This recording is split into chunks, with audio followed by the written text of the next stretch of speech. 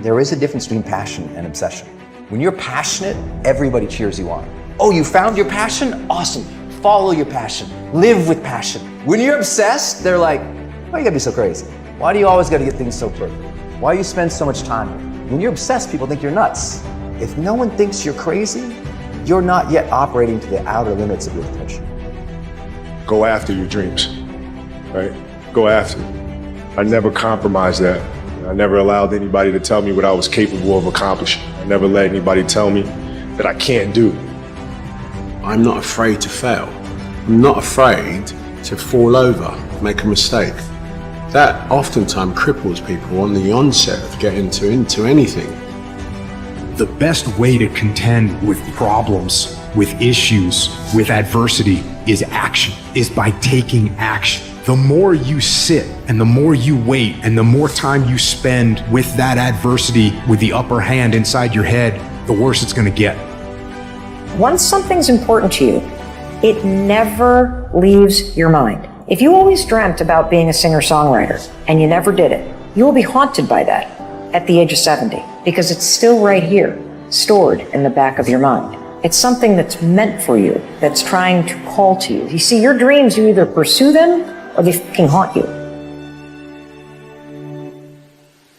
Until your mind is open to the possibilities that I can do this, you would never be able to do it. Once the mind starts to believe it can be achieved, only then does it start to break down tactically how we can do this. If you look at the greats in anything that, in any walk of life, the greats do things when they don't always want to. And that's the separation. We all think about quitting when shit's hard. It's hard to process information during pain because that pain takes over and you can't think rationally. You're thinking about fight or flight, save yourself. That's not a rational thought. It's not a thought that's gonna get you through hard times. It's all about your mind takes control of you. You have to say, I run this motherfucker.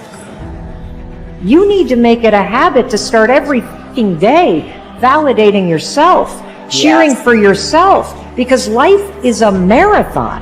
And this might be a challenging leg where you're like, I'm just gonna throw in the towel. I'm not gonna do that thing. Hell no.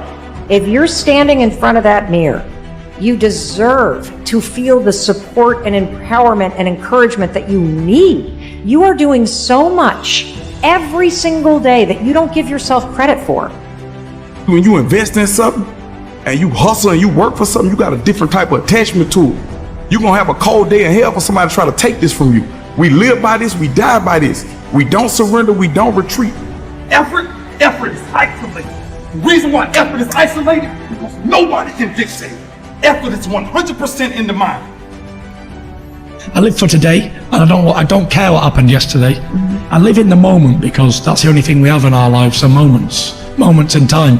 And as soon as I've gone out that door, we can never reverse back and play it again because it's real life, it's not a dress rehearsal. So I don't really care what happens 5 minutes ago.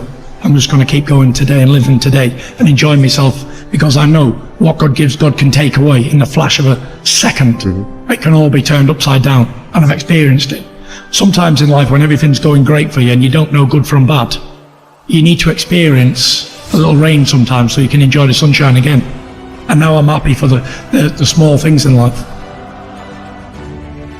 Do you realize that every day you thought you wasn't gonna make it?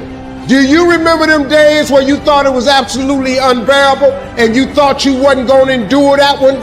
Do you know that your survival rate for every last one of them bad days is 100%? You survived every hater, you survived all the evictions, you survived the firings, you survived all the trouble you ever been in. Your survival rate is 100%. Not an option. You've got to tell yourself, despite the circumstances, the situations, you have to tell yourself that, listen to me, I'm not going anywhere until I get to go. Like until I make my dreams become a reality, I'm not quitting. I don't care how much money I have to invest. I don't care how much time I have to invest. I'm going to continue to do this until I become successful. What I've realized over the 23 years of my life, it's not the physical body that holds us back. It's not the physical body that holds us back, but it's the mindset. The biggest disability you can have is a bad mindset. Tired don't mean nothing. Tired is only in the mind. tell yourself you're tired, you're gonna be tired. I don't get tired. While all my friends and people who I knew were out drinking and partying and enjoying life, what was I doing? Running fucking 10 miles down the road in the fucking rain or killing myself in a boxing gym. And then people say to me, you know what, you're lucky.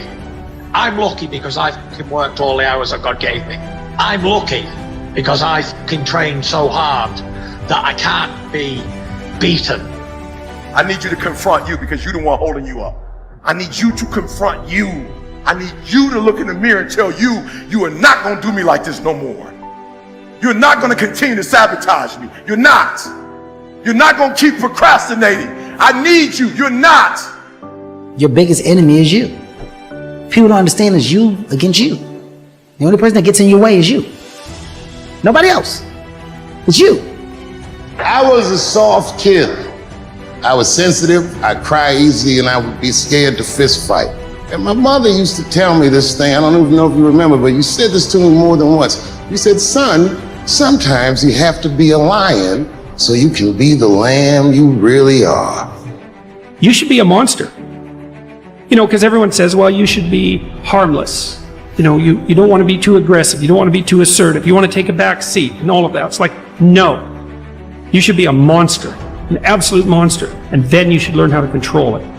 Those who have swords and know how to use them, but keep them sheathed, will inherit the world. The only person that can hurt me is a friend. You have to be careful of your friend more so than people that you may think is your enemy. Everybody you fight is not your enemy, and everybody that helps you is not your friend. As a child, my parents always told me you could be whatever you want to be. You could do whatever you want to do. He who says he can and he who says he can't are both usually right. You will have good days and you'll have bad days, but you will always learn something more or something new on bad days than good days.